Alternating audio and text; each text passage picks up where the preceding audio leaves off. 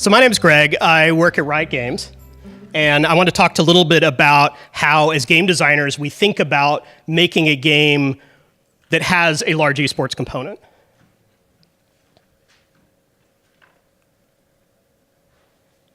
And my clicker's not clicking. Okay, who am I and why do I care about this stuff? I started life as an oceanographer. I've been making games for about 20 years. Back then, there was no real way to get into game design, so I kind of did it sideways. I've worked with game designers who are mathematicians, lawyers. Very few of us at the time went to a formal game design school. It's getting a little more common now. My first game is Age of Empires. I worked on this series for 10 years. I then worked on a game called World of Warcraft, just down the street here at Blizzard Entertainment. I worked on WoW for 6 years. I then moved up to Santa Monica to work on League of Legends, where I've been for almost 5 years. I am known to player base for nerfing things that they like in the game. My avatar is a crab, and I often go online by Ghostcrawler. One of my passions in this business is talking to players. I do it because selfishly it makes our games better to know what players are thinking, but I also remember what it was like on the other side of things when we didn't understand why the developers were making certain changes.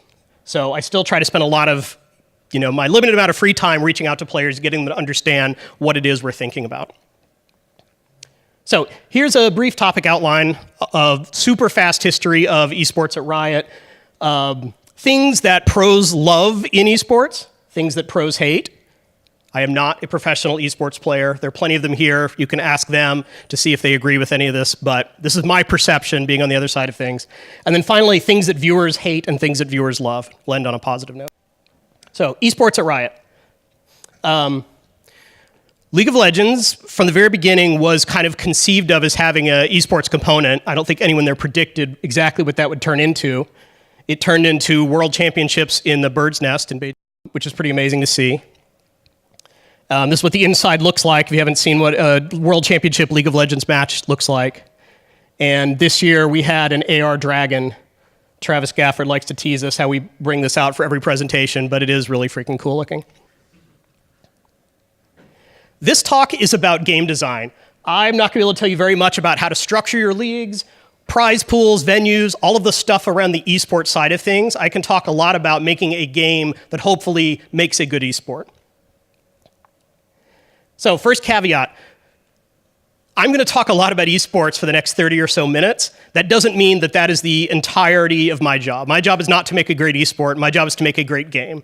League of Legends has many tens of millions of players around the world, and we owe them a really good experience. Certainly the pros are part of that, but I didn't want you to think that the only thing we care about are esports. Players sometimes think that.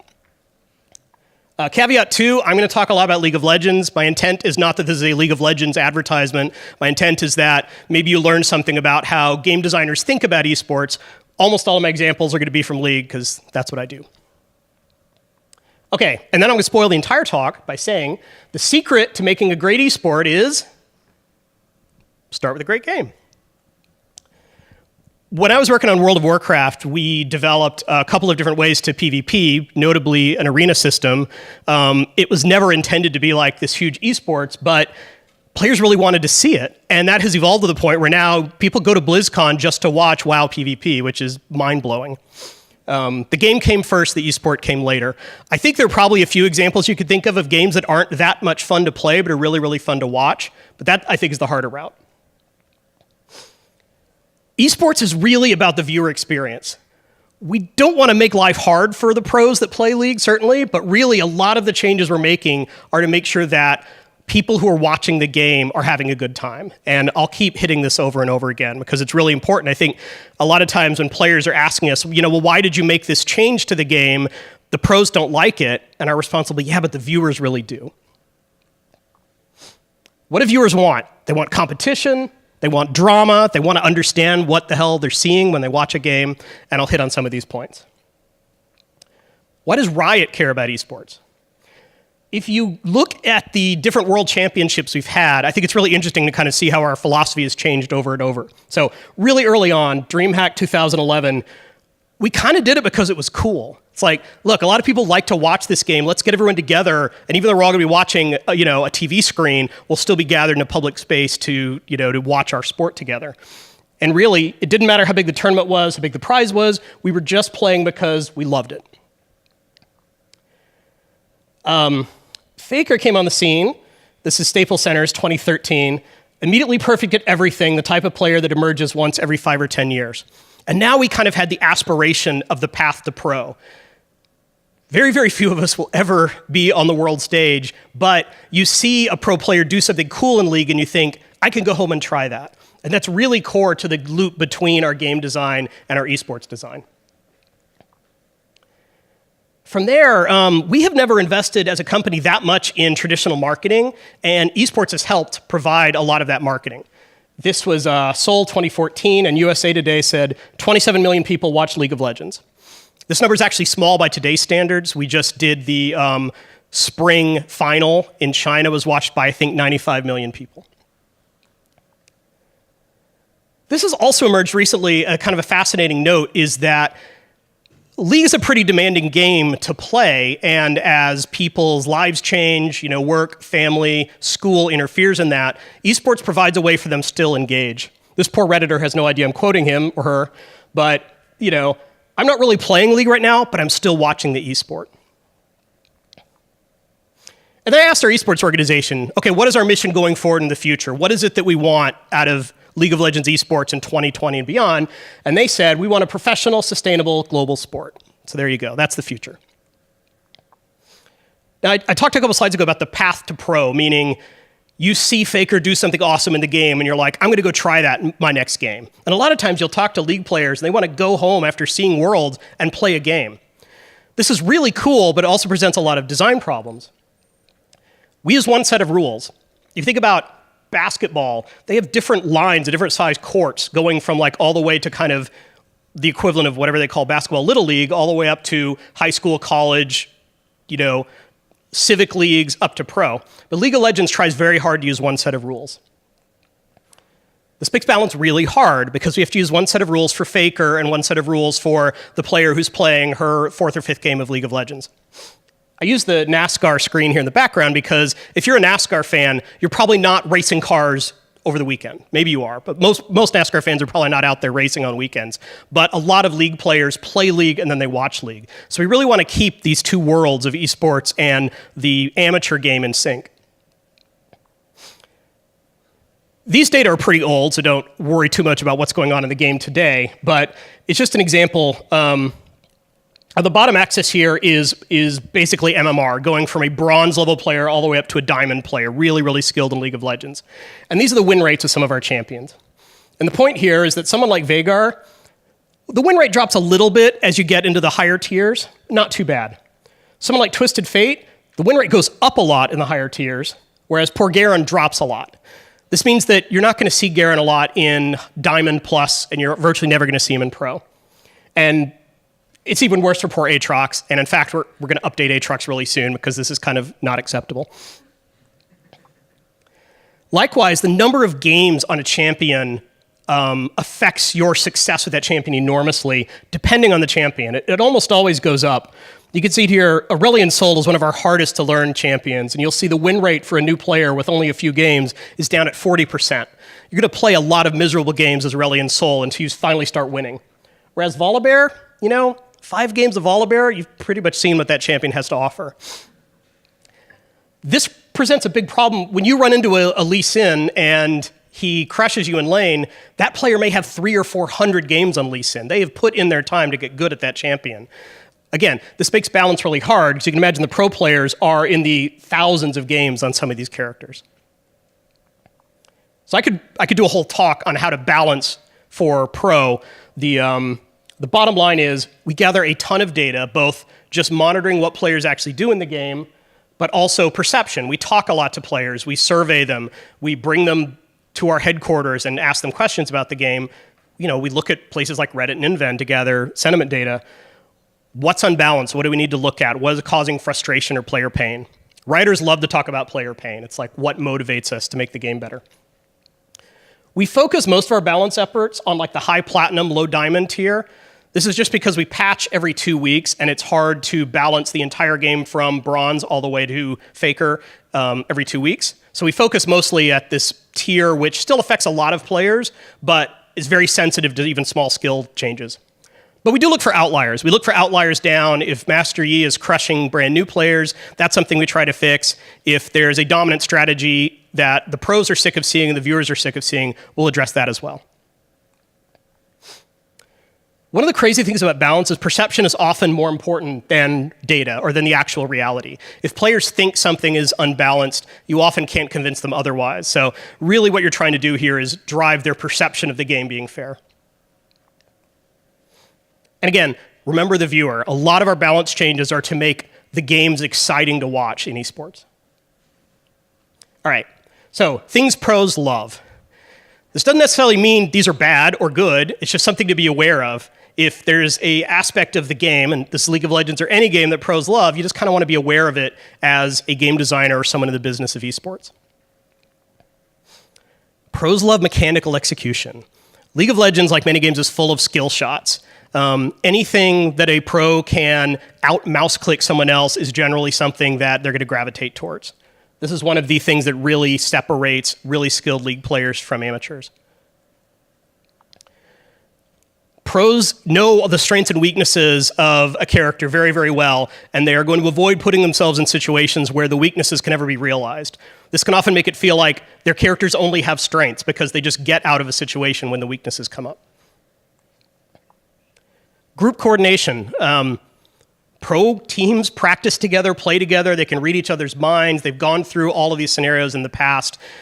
It's really hard for people in a solo queue experience to get anything remotely like that. And so we see things happen at the pro level that even really, really skilled players who've never played together, have any chance of pulling off.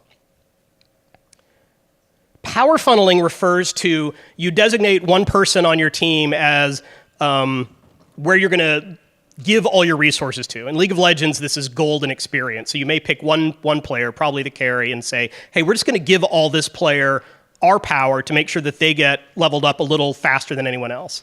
It's hard to see this kind of group coordination in any kind of amateur setting. Game designers love strong windowed power. This is like you pop a cooldown and you're really powerful for a short period of time.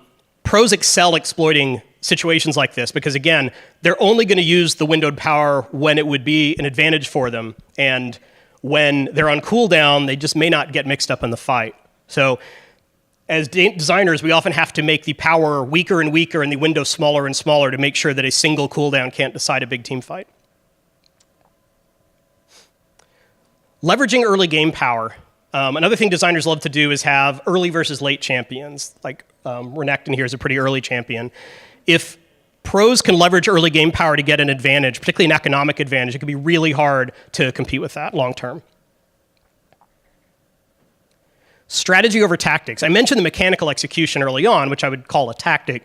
It's something pros are very good at, but they're even better at looking at a long-term strategy. Like, are we going to win because we have total vision control over the map? Are we going to win because we're going for a late-game strategy and all we have to do is survive until we get to that point? This is something that less experienced players often don't even understand as a major component of the game, that there is a long-term strategy over how you win. It's not just like get into a team fight and mix it up and maybe someone will die and someone will survive. Improving. Teams used to vary a lot in their ability to adapt, meaning you would have pro teams that were very flexible and could adjust to things that changed in the meta, and you'd have others that were kind of one-trick ponies, and so when things shifted, they would have trouble adapting. That time has passed, at least for a game whose esports scene is as mature as leagues. Most teams now employ coaches and analysts, so they can adapt really easily. If one team comes up with a new strategy, it's really easy for that to trickle out and affect the entire ecosystem. Okay, by contrast, let's talk a little about things that pros hate. Again, hate doesn't necessarily mean they're angry about it. It just means they may not use it. You can have whole portions of your game that pros will largely ignore and then spectators will rarely get to see. Pros hate randomness. As designers, we divide randomness into kind of two categories, input randomness and output randomness. Output randomness means you've decided as a player to do something, and then the game rolls a dice and then decides what actually happens. This can be really, really frustrating because you feel like you've done all the right moves. Crits are an example in a lot of games that work that way. As a player, you don't have a lot of control over whether you get a crit or not. You just attack, and sometimes it does more damage than others. The dragons in League of Legends are an example of what we call input randomness. This is, you don't necessarily know the situation on the map, and you have to adapt to it.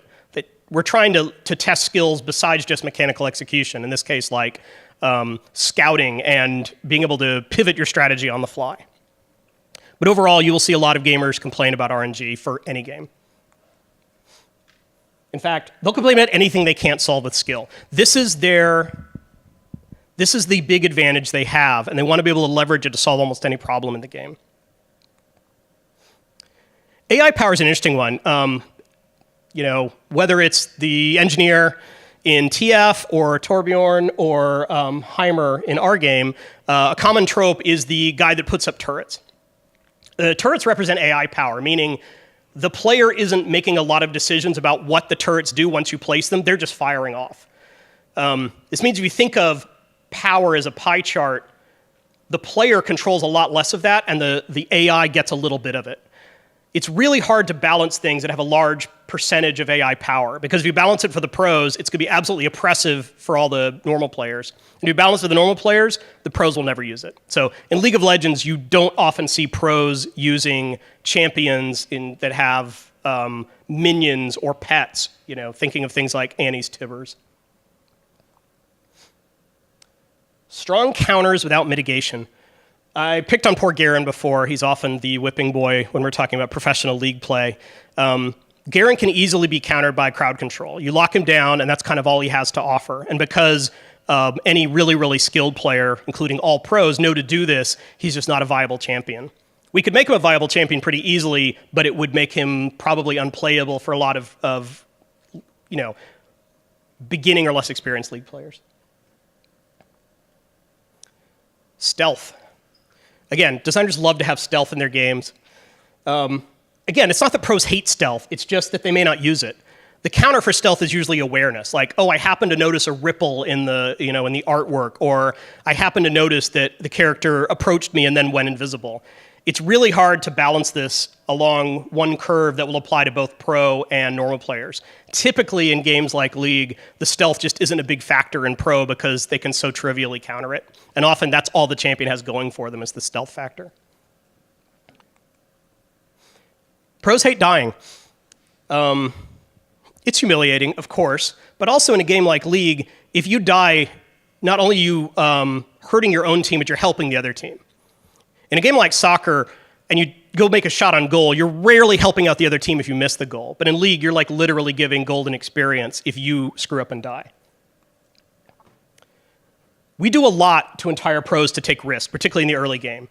A lot of the balance changes we make for pro are to try to get first bloods to happen earlier. And we know that viewers tend to tune out or at least complain about it if the League games frequently go 20, 30 minutes before there's any real action. Because pros can be really, really conservative. It feels to us sometimes like they have this gentleman's agreement of like, hey, we're not going to fight if you guys don't want to fight. Let's just all build up and get really big, and then we'll start the game. Wasting training time. These guys spend a lot of time practicing their games before they can go out and play a match. And so it often isn't worth it for them to develop a new strategy. They could be spending a week trying to perfect some strategy only to conclude, you know what, this really doesn't work, and I've just wasted that last week. Instead, they're probably better off just getting better at something they already know how to do well. And like I mentioned before, if someone does develop a new strategy, it's really, really easy for it to kind of trickle out to the rest of the ecosystem. So even if you have a lot of strategies in your game, like, oh, there's a late game strategy, or there's a sneak around the back strategy, or whatever, you may have a hard time getting pros to use them because they don't want to be inefficient about their training time. Okay, let's talk a little bit about things that viewers hate. Overall, you could have a really great esport, but a terrible viewing experience. So you could have games with a whole lot of really kind of nerdy depth that is fun for a few people to watch. But if you want it to be like wide appeal and you want to have an esport that really kind of breaks out and has a lot of people watching it, you need to have a good viewing experience. Viewers hate it when they can't follow the games. A lot of what we're going to talk about are things that prevent people who are watching a game from really understanding what's going on. A big one is camera angle. This is not League of Legends. This is a first-person or a third-person view, I guess, of League. Our actual camera is way pulled out on the map. There's certainly successful esports that have first-person view, Overwatch and Counter-Strike, just off the top of my head. But the developers have to go through a lot of extra effort to make sure viewers can really understand what's going on because they don't have that bird's eye view of the entire map. Clarity is a big one. We focus a lot of our effort in League in general of making sure players understand what's happening in the game. And this could be anything from there's too much visual clutter during a team fight to I don't really understand why that team won. I was at the Worlds in Seoul, and one of the rioters next to me leaned over and said, one team already won because they won the vision control on the map. And that wasn't something that a lot of the viewers even understood that one team had already won because the clarity of why one team was ahead wasn't at all clear to them. And I could argue that the vision game in League of Legends isn't that much fun strategically anyway. So I mentioned graphical clutter, information about what's going on. We have to provide a lot of these are the item builds, these are the number of kills different players have. Great casters, analysts can help a lot here. Really good ones can kind of explain hey, I'm going to break this down for you super quickly. This is why that fight you just saw is really important. A spectator mode for an esport is super important. I think we kind of got lucky at Riot. We didn't realize how important this was going to be, but it's a really big deal to be able to show extra information that the players don't have access to switch camera angles, and so on.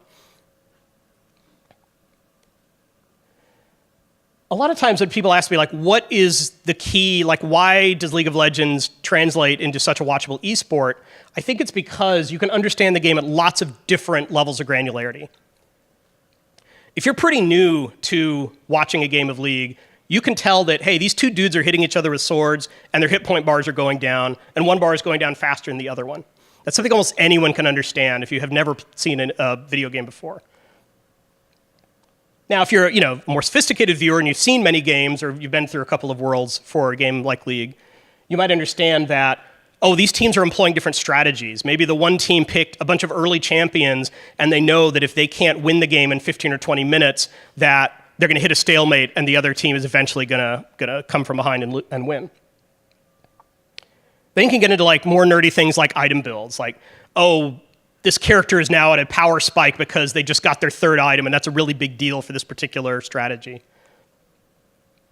And then you can get into I follow this team a lot, and they often use this kind of strategy, but today they're doing something different, so that's kind of an exciting moment. Viewers can be frustrated when the game is imbalanced because they really want to see these pros execute on their skill. And if the game is not balanced, what they're not viewing is the pros. What they're viewing is a bunch of inept designers like me kind of getting in the way of pros being able to show off their skill. If someone has perfected a particular play on Azir, and then we go in and nerf Azir too much, we're not really seeing that Azir player's skill. We're seeing the designer screw up. So we do try to take the balance relatively seriously. The developer should overall kind of be invisible when esports are working correctly. Okay. And now, things that viewers love. Viewers love excitement. They want to enjoy the time they spend, usually at home watching Twitch or YouTube, or at an actual venue watching an esport. So let's talk a little bit what creates this excitement. Early action is really exciting. It doesn't have to be all the time, but I mentioned before that we start to see a lot of complaints from players when the games go on and on without anything really happening. I caught myself a couple of seasons ago kind of watching Champ Select and then tabbing out for 10 or 15 minutes. I knew not much was going to happen for a while. Close games are a lot of fun. I think the ideal for any sport is it's tied up, the score is tied up, and there's just a few seconds left to play, and you're not sure which way it's going to go. When you can engineer this, you've kind of got magic. But occasional blowouts could be fun too. It could be really fun to see the overdog just crush their opponent. That could be a a really fun high. You don't want every game to be like that. It kind of has to be the exception. Likewise, upsets can be really fun. When you have the underdog who no one really expected to win, and all of a sudden, here they are in the big leagues. We've had a couple of teams from Russia and Vietnam make it all the way to our finals. And those are regions that are historically like not powerhouses in the esports scene. So it was really exciting when that happened. It was even more exciting because their play styles were kind of really different from what we were used to from the EU, Korea, Chinese, and NA teams. But again, occasional blowouts can be fun. You don't want everything to be an upset, or there's no point in kind of rooting for your favorite team that's had a really awesome season. Pacing. There's a lot of effort designers put into League of Legends to make sure the game has good pacing. Now, what I mean here is if the experience is intense from beginning to end, that can be really exhausting both for a player and for a viewer. If you think about it just from a caster perspective, they don't have any time to tell you what you just saw if it's just nonstop carnage the entire game. So yeah, the rise and fall of action. We want to have big moments, but then we also want to have kind of quieter moments in between those big fights. The death timers in League help a lot here because when a character dies in League of Legends, they go back to base and they don't respawn for a few seconds, and that timer goes on and on the more times they die.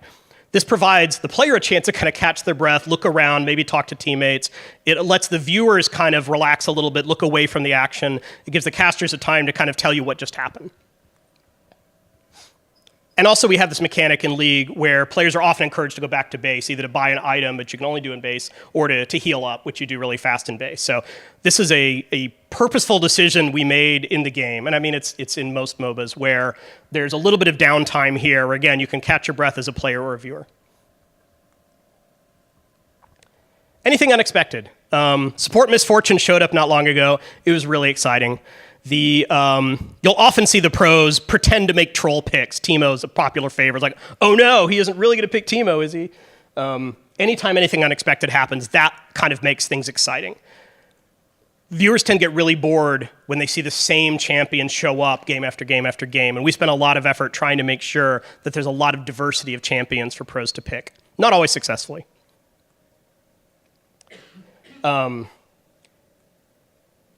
Strategic diversity helps here. And what I mean is if you have early champions versus late game champions, or you have champions that are really good at control versus champions that are really kind of good at backdooring into a base, that helps.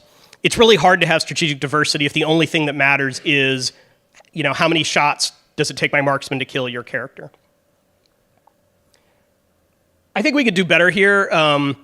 There are champions that often show up in pro games. I'm thinking of Gragas, Olaf, Orianna, Alistair. It seems like no matter what we do, they kind of are perennially showing up, and maybe viewers are getting a little tired.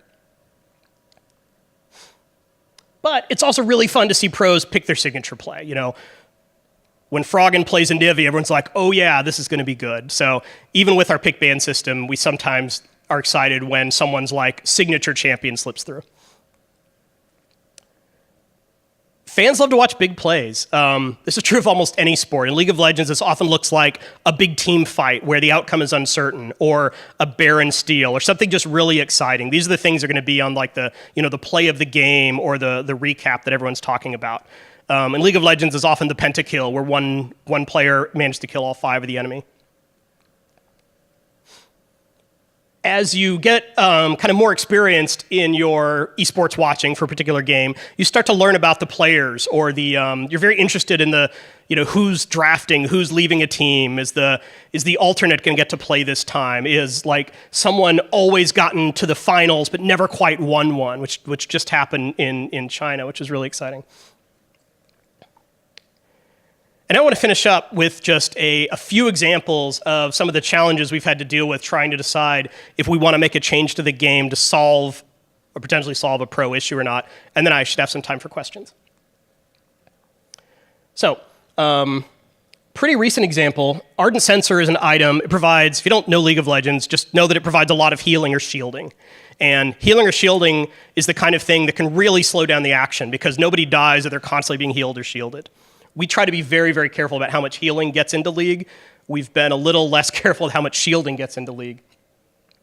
We knew this was a problem, and we'd already nerfed it in patch 7.19, but Worlds was played on patch 7.18. And we agonized about, should we make this change for 7.18, knowing that we're going to be asking a lot of the pros to adjust to their strategies, basically playing a set of data that they hadn't gotten many games on before. We're trying to evaluate what is fair for the pros versus what's fair for the viewers. And in this case, we opted to not make life hard on the pros, but I think it did compromise the viewing experience a little bit. Too much change before a big event squelches skill, like I mentioned before. Again, you're seeing too much of the design get in. It's not about SKT or RNG or TSM, it's about the designer screwing up Ardent Sensor. But not changing it has risks too, and this is a case where we didn't change it, and maybe we should have. So example 2, lane swapping. This happened a couple of years ago where basically teams had kind of figured out a way that they would put all their champions in one lane. League as a MOBA tends to have players spread out across the map, usually with 2 in the bottom lane. But in this case, they would have 3 or 4 players all going one lane, and the other team would just pick the top lane instead. And they would just kind of trade lanes. There was almost no action in this case. I was talking to Monty a little while ago. You can make the argument, and he did, that this is actually good for strategy because you're seeing really interesting decisions going on at the team level. And if you stomp on this, you're telling teams, look, we want you to play one particular way, and we're going to kind of slap your wrist if you're not playing that way. On the other hand, viewers were complaining like, League of Legends is kind of boring to watch because all the teams do is make a gentleman's agreement to trade lanes and take a tower out and don't fight. Viewers really like to see fighting. The solution we came up with was to give a bonus for the first tower that falls, meaning if you just give up the tower in your lane, you may be giving an advantage to the other team and hoping that we'd see a little more, contested tower situation. We had a bunch of other ideas for even bigger changes, but again, this is one of those down-to-the-wire decisions, and we did make the change late. It certainly made the pros have to adapt quickly. We think this was probably the right call in the end because we think it made the game more fun for viewers to watch. But I admit it's a controversial change, and other people in that situation might have made a different call. And then finally, a more recent example we did just a few patches ago was Tracker's Knife. Again, if you're not a League player, this is an item that grants a ton of vision. It granted so much vision that it basically made it hard for pros to ever have errors because they knew exactly where their opponents were on the map at all times. It was mandatory for pro, and it made the games a little less exciting. Removing it allowed for more mistakes to happen. If you don't have perfect vision, you have to predict where the enemy's going to be. You have to rely on your scouting and your allies a little bit more.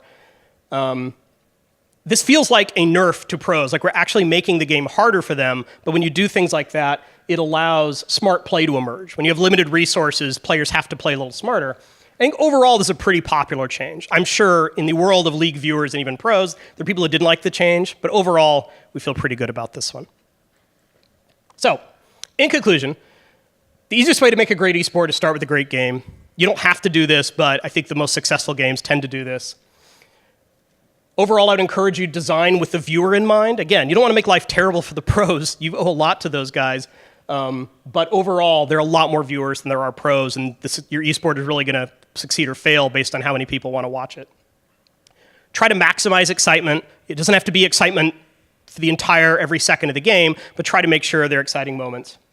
And do be aware of how the changes affect non-pro. If we were only making a professional game, I guarantee we could do a lot better job with champion diversity and strategies and balance overall, but we have 100 million players out there who also want to have fun playing League. We have to think about them as well. And then I always end up on this slide because got wrecked GG didn't realize Ghost Crawler was old. And I love his response, just kind of surprised me. So thank you very much. Thank you, Inven. Thank you, UCI. And I'd be happy to answer any questions.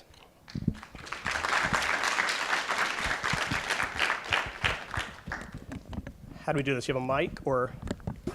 Okay, I can't really see, so I'll rely on you to pick people out.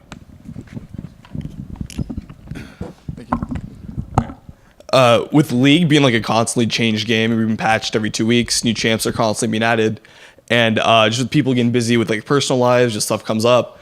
What are you guys doing to make it so that people who suddenly get busy and like they want to jump back into spectating esports, they don't have to do like tons of homework, just catching up on patch notes on different champs, and they can just like jump back in. Yeah, that's a great question, and it's something we struggle with a lot. Like overall, our first loyalty is to engage players. We don't want to stop evolving the game for the sake of the returning players, because we've had people who've been with us for many, many years. We want to make sure they stay engaged. We do try to make sure that if people have been tuned out of League for a while, that it doesn't change that much. Like, you're still going to start with champion select, you're still going to zone into the Nexus and buy items, and you're still going to pick a lane and go down it. That's probably never going to change. The champions that you see there will certainly change. A feature I've wanted to do forever is some kind of intelligent patch notes that says, oh, you haven't logged in for a while, let me tell you what changed. And not 17 patches worth, but just like, oh, you're a Galio player? Galio changed, let me tell you a little about him. Or, oh, we made a big change to runes or to banning or stuff like that. Again, that's more focused for an active League player, less than a viewer. And I think that's an ongoing challenge to figure out how someone can kind of skim in and out of being a esports viewer for League. Thank you.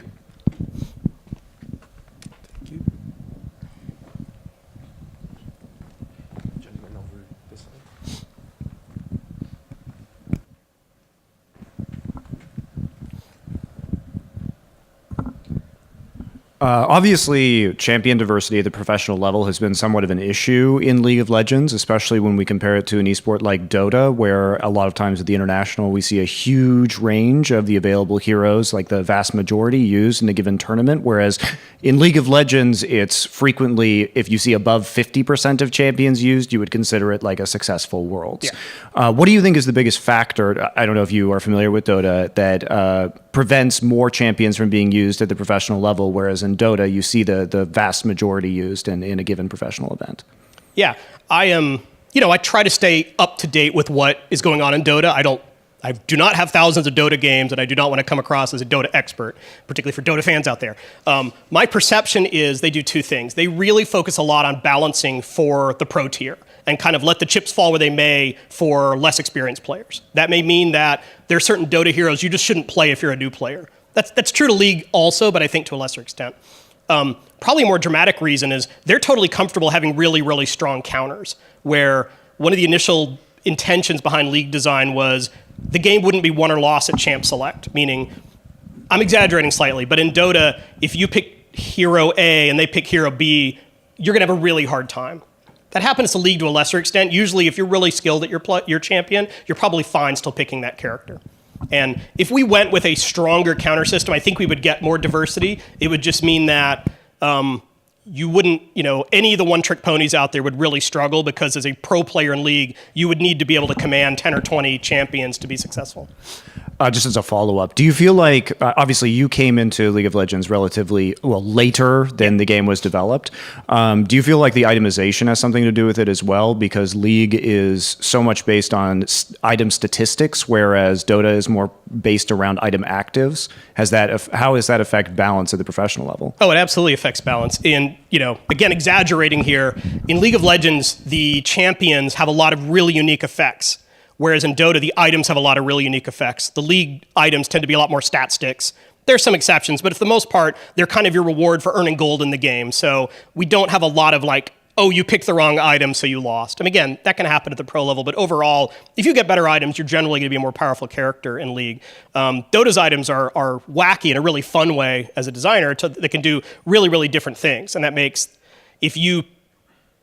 even if the hero you picked isn't perfect for that situation, but you pick the right items, you may still do okay. Whereas in League, if you try to take, if you're going to try to take Janna into the jungle, it doesn't really matter what items you pick, you probably aren't going to have a great time. I actually think it's good that the games are different that way, because even though they're MOBAs and there's a ton of similarity, and they both kind of came from the primordial ooze that was Warcraft 3, it makes it interesting, I think, for viewers and players that the games and HOTS and any other MOBA do have some differences there. I'm just going to talk about it. How many more years of relevancy do you think League as a game has? All of them. The question was, how many more years of relevancy do we think League as a game has? We really want League to be the kind of game that stands the test of time. We're kind of intentionally going after Pokemon or D&D or any of these games that evolve over time, but people still, new players come into them. We would love for League to be around in 5, 10, 20 years, and we're trying to make decisions now that can kind of support that. I hope the game doesn't ever go away. We'd like to see, new generations come into League as older generations go out, but I realize a lot can go wrong in that environment, and we're going to have to be really, really smart to be able to deliver on that.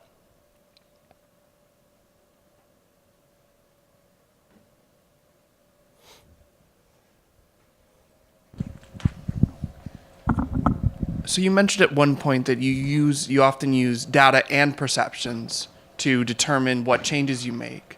And you did mention that often player perception is incredibly important, but I also wanted to know if maybe you could expand a little bit on the processes that you use specifically with the data in order to figure out what changes to make. Sure. So we gather a lot of analytical data. Just millions of games of League of Legends get played. We can collect win rates and then cut them a whole bunch of different ways. Like, what does this champion win rate look like when other champions are in the game? Or what does the win rate of this champion look like when they buy this item? Or what does the win rate look like for a player that has only played this champion 100 times versus someone that's played it 500 times? And all of that goes into the decision of like, do we need to do something here or not? Perception is really important when you look at, I'll go to Anivia again. Her win rate is typically higher than we would want. It can be 54, 55% at times. But if you ask a lot of League players, hey, does Anivia need to be nerfed? They'd be like, no, she's probably fine. So in that case, we don't, even though the data says we should nerf her, it would be really confusing to players. And it doesn't seem like it's a huge pain point. Like, she's not showing up in tons and tons of games, so it doesn't really seem like it's doing a lot of harm. So that's what I mean when we often have to weigh perception and data. You also have to be really clever about, hey, maybe this champion's win rate is high, but players are just on the verge of developing a counter strategy that's going to totally shut it down. I think the watching the Smash community is super interesting because you're not super in touch with that. That game is not patched at all. What the numbers in that game are the numbers in that game, and the community really takes it on themselves to solve balance problems. Just by saying, oh, well, a certain character is too strong, we're going to try to find the character that counters that. And so the meta of that game changes over time, which is kind of anathema to a player of League or Dota or Overwatch who's like, no, the developers must step in and nerf this character now. So you have to make a lot of educated guesses about, yeah, this character looks like it's trending, but we think the community will be able to adapt. Maybe we just made a new champion or an update, and we don't think the community has quite figured out the right way to play them or not yet. Another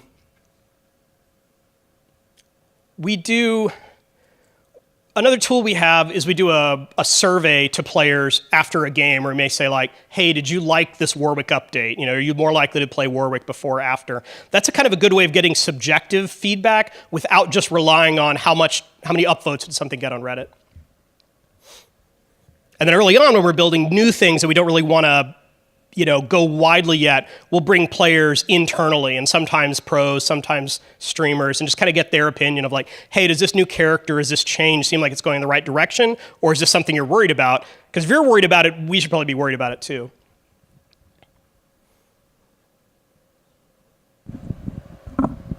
You kind of jumped into my question a little when you talked about the Smash community and how the meta changes over time, even though there's no changes. If you could look at recently you guys have committed to bi-weekly patch cycle and a big patch and a small patch. If you could look at a universe where you didn't patch as often, and how would you see League as a game that doesn't get patched as often? For example, in the most recent Worlds, Ardent Sensor was played all throughout the group stage, and then in the end, the other teams weren't taking it anymore just because they had played hard counters. So in a world where maybe there's a patch every 3 months instead of every 2 weeks, how do you see League as a game? What do you see as the major differences? I think a lot of it would probably go the way of Smash, as eventually the community would kind of, let's keep trying to explore and solve the problems. I think there is a difference between a 1v1 game and a 5v5 game where someone may not be very tolerant of your attempts to constantly like, hey, we know Kai'Sa's really, really hard to beat. Let's just keep trying different champions till we find something that works. We might end up with a smaller community because some players would probably get frustrated and leave. Maybe the community we would have left over would be like super experimental and like wanting to try all these crazy strategies, which would be kind of fun. Really, this is way before I got there, but Riot was kind of founded on this notion of we're going to curate the experience. We're not going to fire the game and forget it. We're constantly going to be out there fixing stuff that feels like bullshit, smoothing over areas that are frustrating, and otherwise trying to, listen to players and hopefully have them feel like we're working with them to make a great game rather than just shooting something out and then kind of moving on to our next project. And there's no right or wrong answer there. That's just kind of Riot's DNA compared to other companies. Yeah, I just wanted to see how you saw this game. Yeah, it's a great question. Can you talk a little bit about or give advice on kind of dealing with the sheer scale of one minor change and how that can affect interactions on a simple level with 140 different other champions, and kind of how you guys go about analyzing changes like that? The predictive equation of that is really, really difficult. We don't have a supercomputer that could go through and analyze and like, oh, Fizz is going to end up overpowered in this patch because you nerfed, something else. What we do is we rely a lot on the experience and intuition of our designers to kind of understand the goal they're trying to solve and get in the ballpark of that. And then we do a lot of play testing. We'll play test it just to kind of figure out how does it feel? Is this frustrating? Do players understand it? We also have an internal team of super high elo, including some ex-pro players, to kind of help us. It's almost like our early alpha to get a grip on, are we in the right ballpark? But there's no substitute for imagine we play 50 or 100 games internally. The first minute that changes on live, 1 million games are going to get played. And data-wise, there's no way we can compete with that sample size. So we do try to react quickly if we got it wrong. We can do a hot fix, meaning we just push a change right to the server that will affect everyone immediately, or we can wait 2 weeks for our normal patch cadence if we think that it needs a little more time and we kind of need to see how players will react.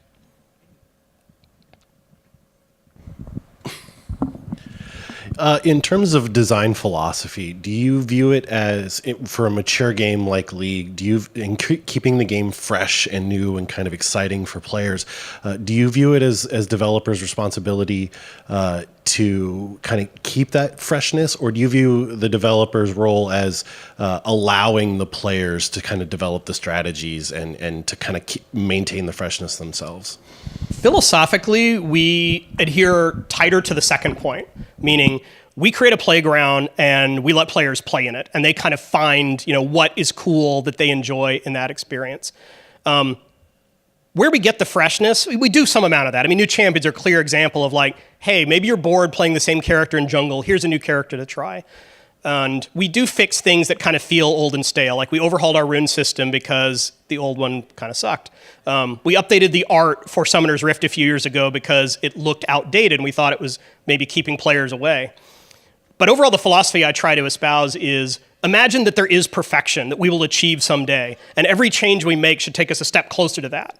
And yeah, we're going to make mistakes and we're going to take a step backwards, but overall we should be moving forwards. Because I think when you develop with that mentality, it stops the tinkering.